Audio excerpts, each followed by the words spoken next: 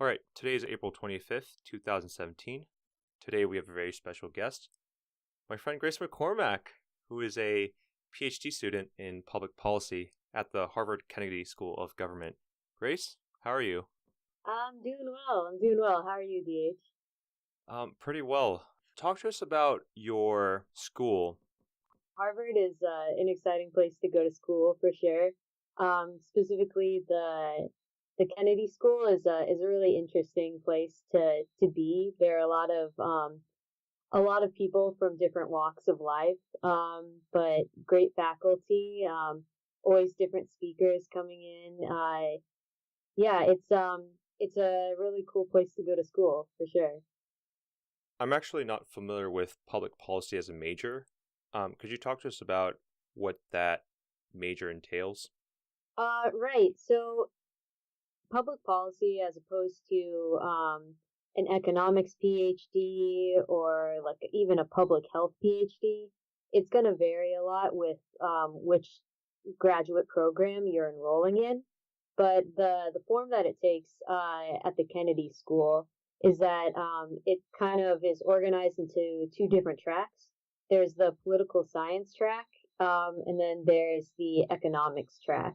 So most people are in the economics track, which is it's basically kind of an applied microeconomics sort of graduate program, where it's training its graduate students to be researchers in policy relevant research, whether that be in the fields of development economics or labor or public economics. So it's kind of similar to a typical economics PhD program, except that there's a little bit more emphasis on the application of the research, I would say. Is that application side, is that what motivated you to pursue a PhD program in public policy as opposed to, a pure economics program? Because I know you studied economics in undergraduate, so, I would imagine that you would be more inclined to pursue an economics PhD program because you really enjoyed your, undergraduate education in economics. Yeah, I actually, the Kennedy School was the only non-economics PhD program that I applied to. But I think that, so given my options when all the applications were in and everything like that, I wanted to make sure that I was in a program that had, a good depth of faculty in the areas that I was interested in. And even though I love economics and I just enjoy studying it quite a lot, a large part of what motivates my interest in the subject is in the application, in understanding how more academic research can motivate interesting policy ideas. So the Kennedy School was kind of a perfect fit for that. So even though I spent my undergrad studying math and econ, with the intention of going into a traditional economics PhD program, I was ultimately very pleased to be able to get into this program that was a little bit more aligned with what I ultimately wanted to do. Do you want to talk a little bit about the faculty that is benched in the Kennedy School of Government? I know that, there's probably going to be illustrious people there that you sometimes see walking in the corridors. Yeah, so there's kind of I guess we're kind of spoiled with how many excellent researchers that we have kind of housed within just the Kennedy School, not even mentioning the larger Harvard slash MIT area. But just off the top of my head, there's George Borjas, who's a pretty foremost sort of researcher on immigration and labor economics. Amitabh Chandra, who studies health economics. Let's see, Rohini Pandey, who's in the field of development. Yeah, Yeah, there's I know I'm forgetting a ton of names, but basically in any sort of field that you could be interested related to economic research or political science in general.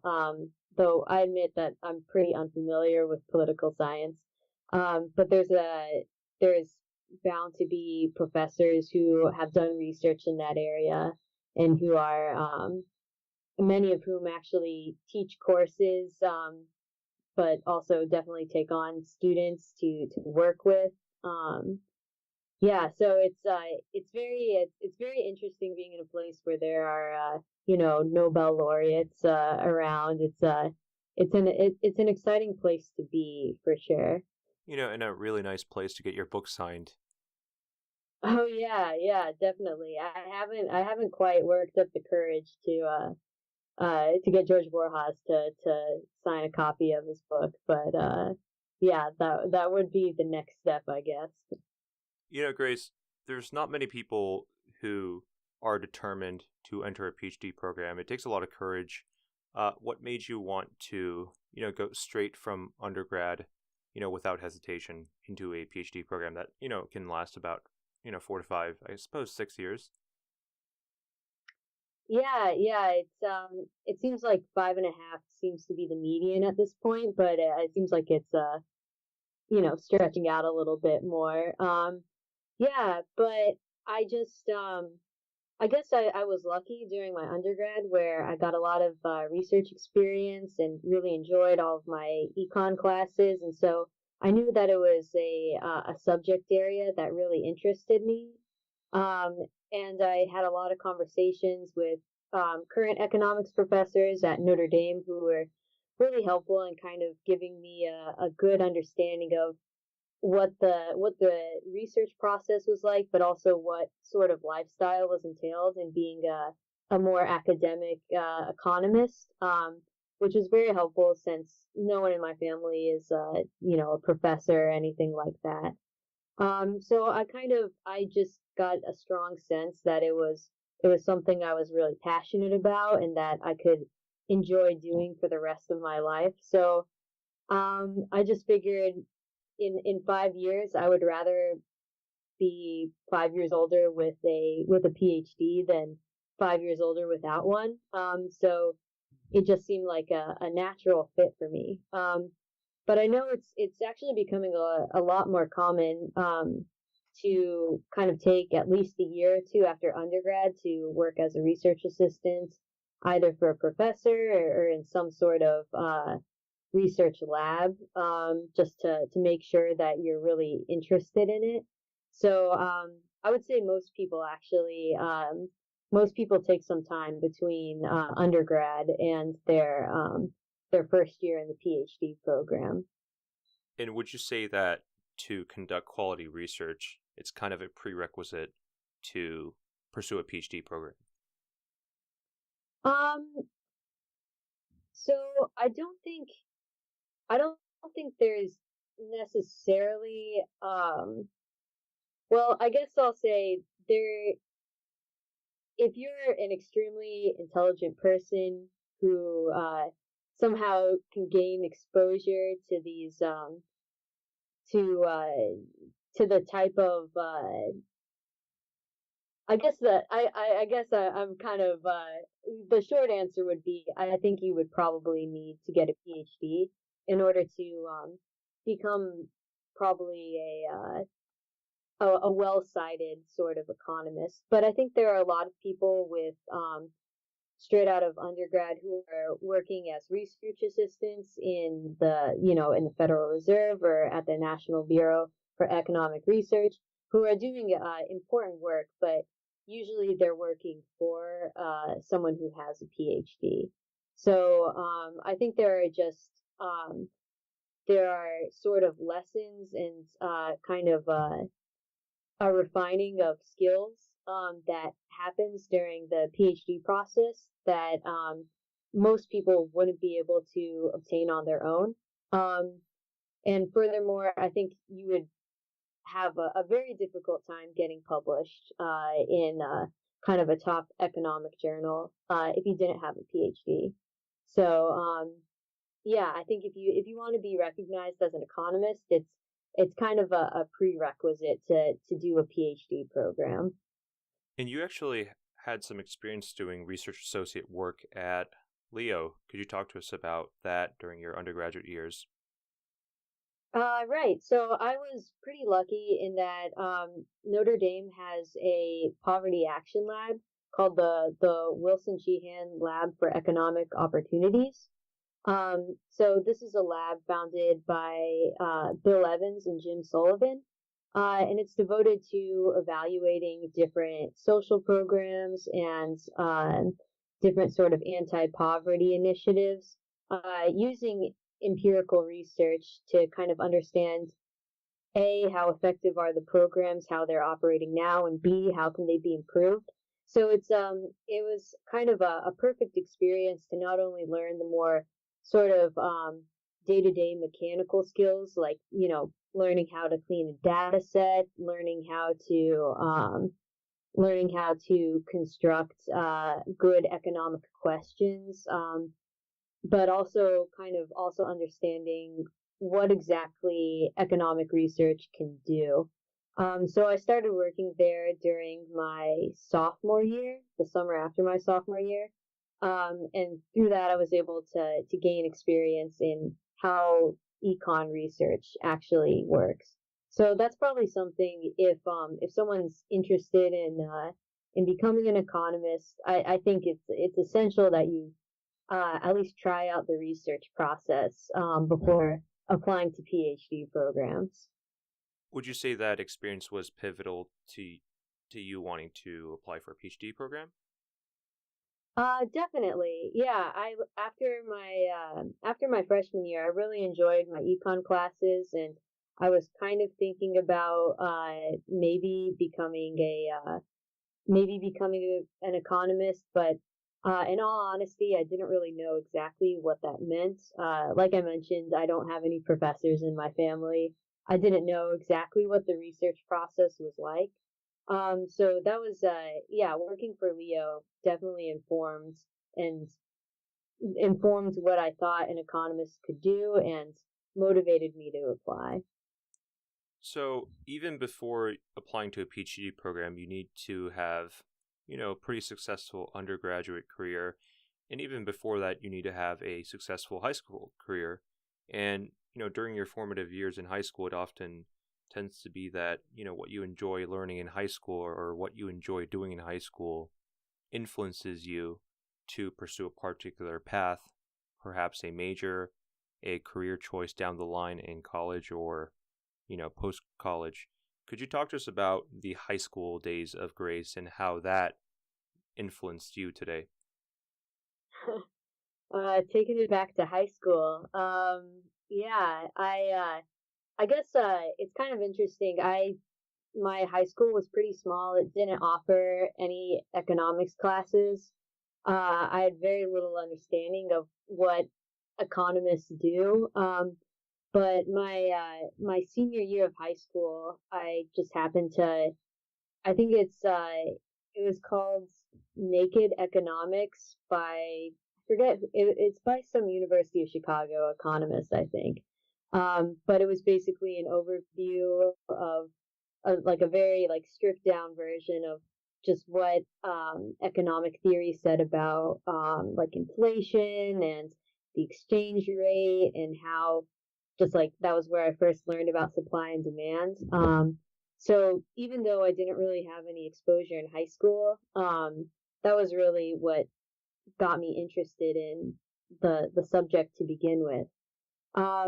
So I would say, even though I really enjoyed school in high school and like I was a decent student, I don't think it's not too late if you didn't get exposure in high school. It's not too late to really develop an interest in the subject. Gotcha.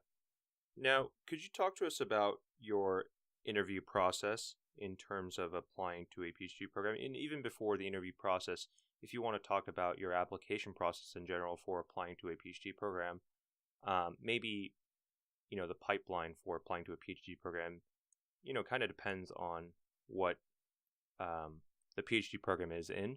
So maybe you want to specify for public policy. Right. So, like I said, I only applied to this one public policy program, and then my others were econ PhDs. But from my understanding, the process seems like it's pretty similar in both. Um, and before going into this, I should say that I think the most important thing that someone can do when they're kind of beginning this process is to find one or two mentors, one or two professors who have maybe recently gone through this process who can kind of advise you on what schools to pick and how exactly to design your application. Um, but that being said, the general process is that there's a common application for most schools that involves you submit GRE scores, your undergrad transcripts, and then usually 2 or 3 letters of recommendation, as well as a writing sample and kind of a statement of purpose. And usually the most important factors are your research experience, your undergraduate grades, or if you're coming from a master's program, your master's grades, and then your GRE score, and then the letters of recommendation. Actually, getting important letters of recommendation is very important. So those are kind of the primary things that tend to be considered, at least from my understanding. So I kind of came up with a list of 10 schools that I was interested in applying to. So I talked a lot with professors about what sort of just what sort of programs they were, and then kind of research professors that I'd potentially want to work with at each school. So I was able to incorporate those into my statements of interest. So the application process, you usually finish submitting all your applications by I think December, and then they start contacting you about acceptances. And I think maybe late February to mid March is when you're usually going to hear about whether or not you got waitlisted or accepted into programs. Um, and then after that, I don't think there aren't usually any interviews or anything like that unless you're in a special fellowship of some sort. Typically, they just let you know whether you're in or out, and then come flyouts. So they'll fly you out to the school. There's usually a visit day where all the admitted or waitlisted students kind of can come and meet with professors and learn what programs are about. And that usually happens in the spring as well. So that's kind of a broad view of how the process works. Were there any supplementary works of portfolio that you could submit that might be a little bit atypical? Um, I don't believe so. So most schools ask for or accepted writing samples. Um, but that was about that, like in like your CV, but I think it was all pretty standard stuff. From my understanding, the kind of most important components of your application are those letters of recommendation and your grades slash GRE score. Um, yeah, so I think it's a pretty standard application. When it came to your final decisions between a couple schools, what was the deciding factor? Because I'm sure that, there were a lot of great institutions that had reputable, professors, instructors. Yeah, so I feel like what it ultimately came down to for me was just the depth of faculty that being in Cambridge and Harvard specifically could offer me. Um, I mean, there are great professors doing work at a number, like a bunch of institutions all over.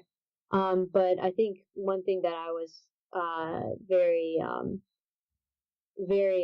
cognizant of was just the fact that professors can move around, and you're going to be at a PhD program for 5 years, so you want to make sure that there are, multiple people that you're excited about working with, and who are going to be doing interesting research while you're there.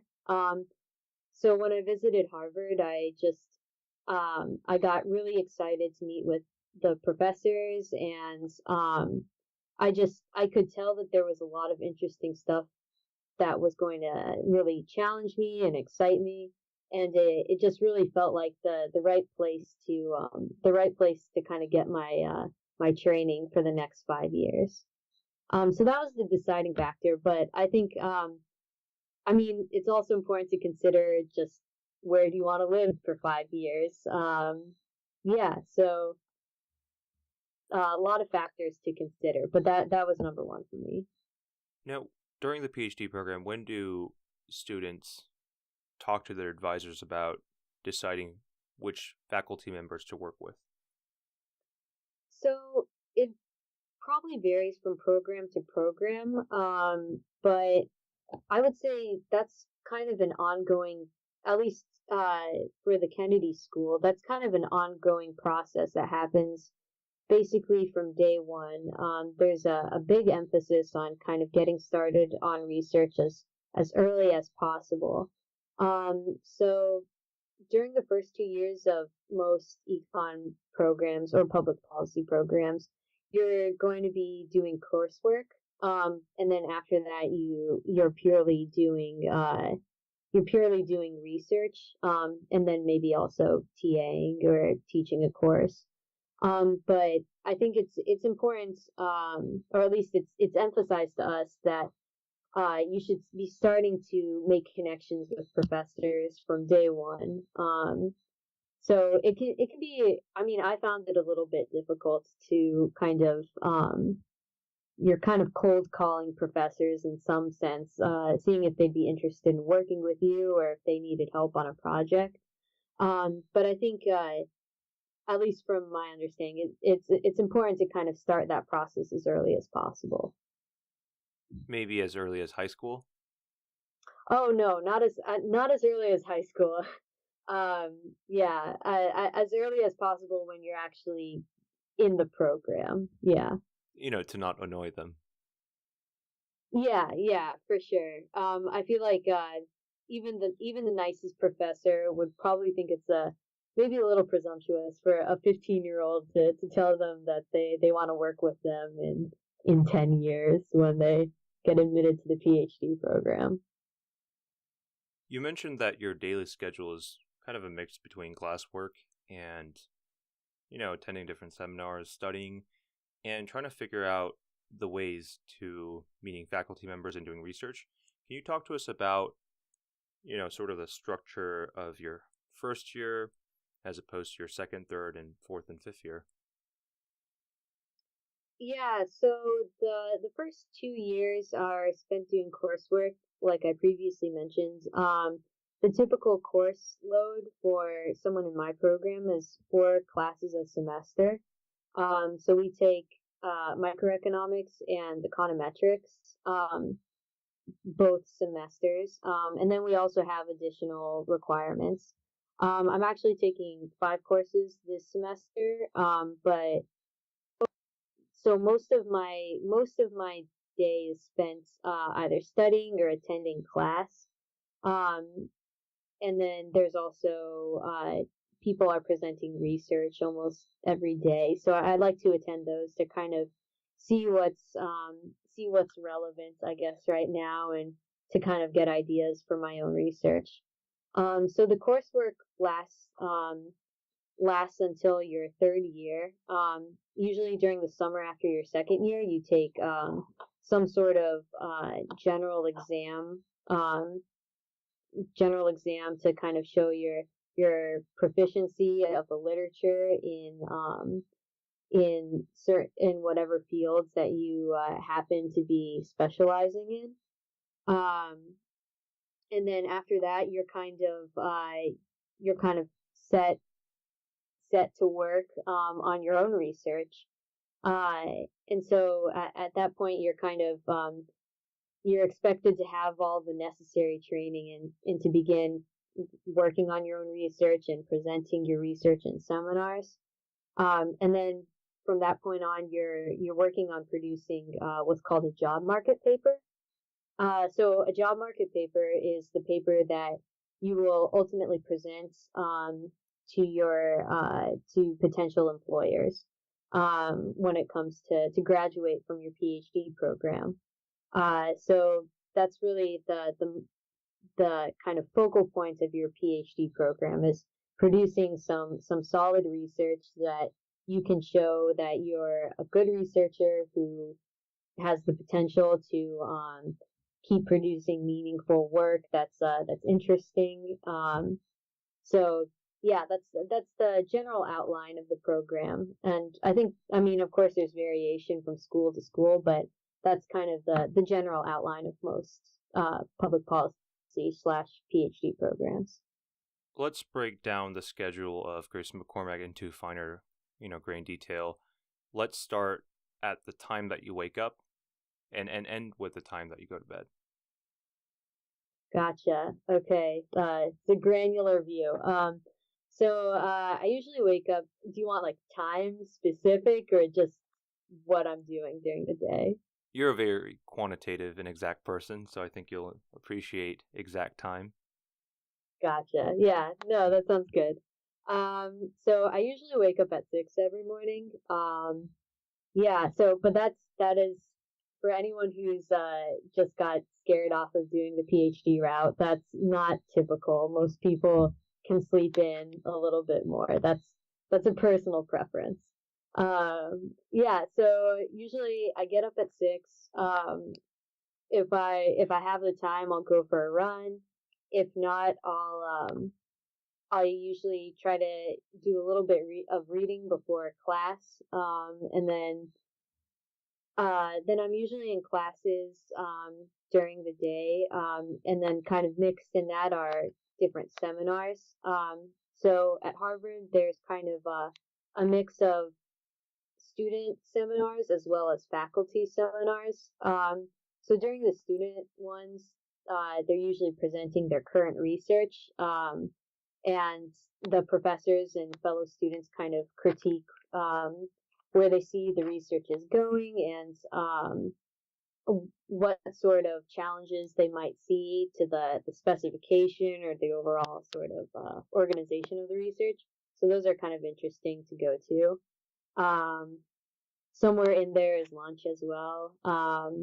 Usually people from the program all get lunch together, which is kind of a good way to unwind a little bit during the day. And then I usually have classes or work on homework in the afternoon. Then, get dinner with my friends, study a little bit more, call my mom, I don't know, watch a little TV if I have the time. And then usually I'm in bed by 10 p.m. So it's a not the most exciting lifestyle, but for someone who loves studying and loves just learning about this stuff, it's so far I can't really complain about the lifestyle at all. You mentioned unwinding during lunch with your peers.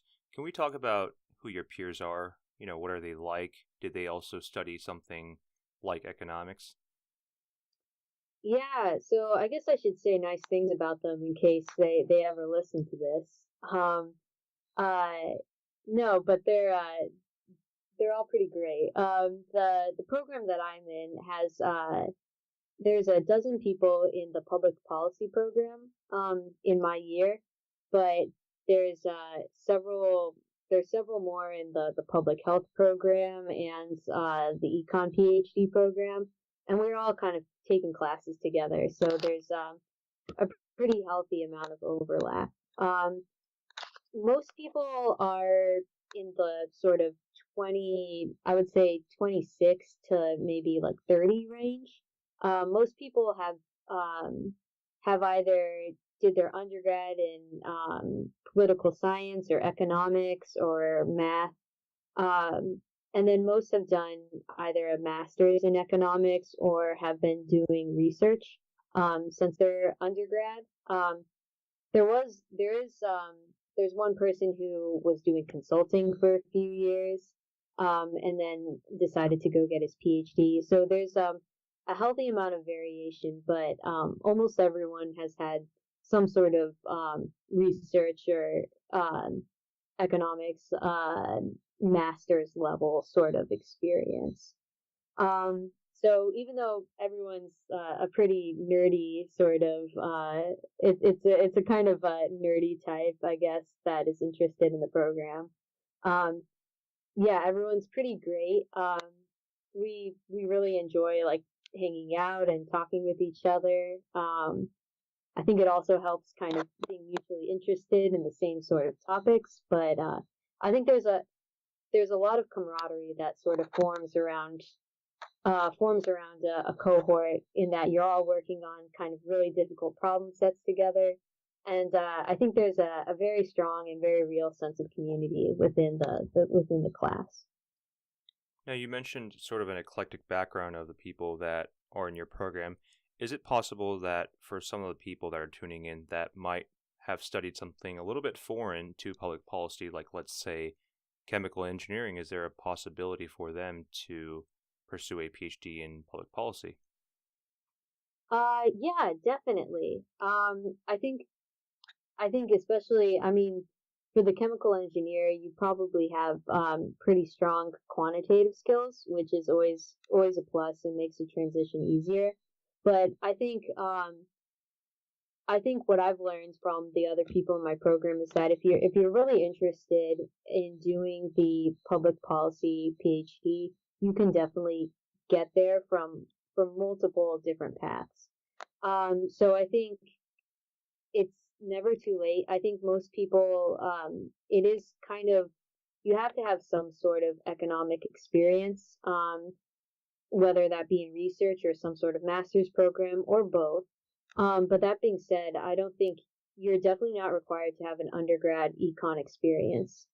So I think if you're interested in pursuing this sort of PhD, which I mean I highly recommend. I think it's a pretty enjoyable sort of pursuit.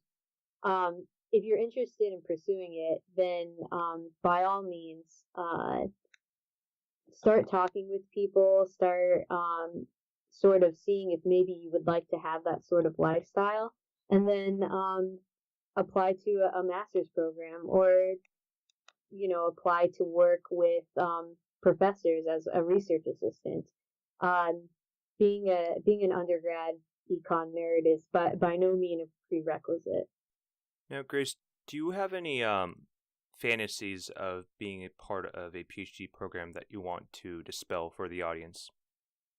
Well, I mean, maybe one thing that I can dispel is the idea that everyone is miserable during grad school.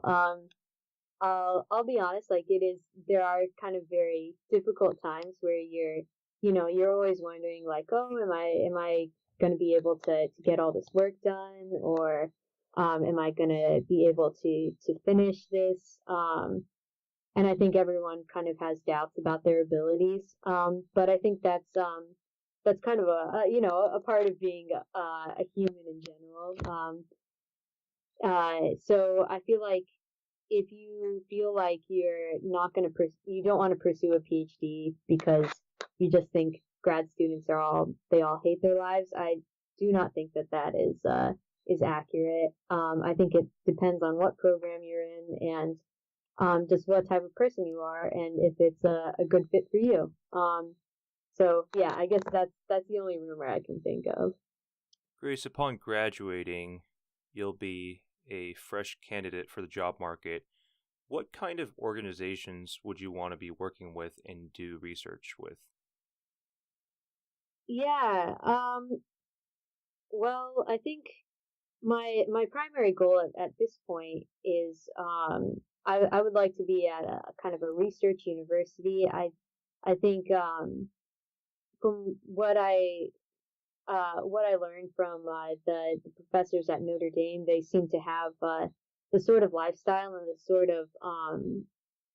sort of freedom to conduct interesting research that I really think that I would enjoy. So that's my goal right now. I know some people also work for different more independent research organizations that aren't affiliated with universities. So that's kind of an option that I haven't really considered fully, given that I have a few years before I have to go on the job market. But ultimately, I would like to be either in an economics department or in a public policy department at a university. Gotcha. Grace, we can't thank you enough for joining us today. Some of the audience tuning in will identify their passion with your occupation as a graduate student and hopefully pursue that as a goal. And that's always a great feeling to be having. Now, if you could give one final message to those people wanting to become a graduate student in public policy, what would that be? Final piece of advice: find a mentor and find someone who is going to support you and is going to give you honest feedback and advice. I think that's probably the most valuable asset that you could have in starting this process. And would you be like to become a mentor virtually for the people tuning in that want to be a PhD candidate? Um, sure. I mean, I would be happy to answer any questions. So I think it doesn't hurt to have a current grad student give you some information, but of course, I think you should also um, get advice from someone who's gone through the entire process and maybe can tell you a little bit more about the final end goal. But yeah, I'd be happy to do that. And mostly in spirit too, Grace, so you can focus on your full-time job. All right, thank you, Grace. Talk to you soon. All right, talk to you soon.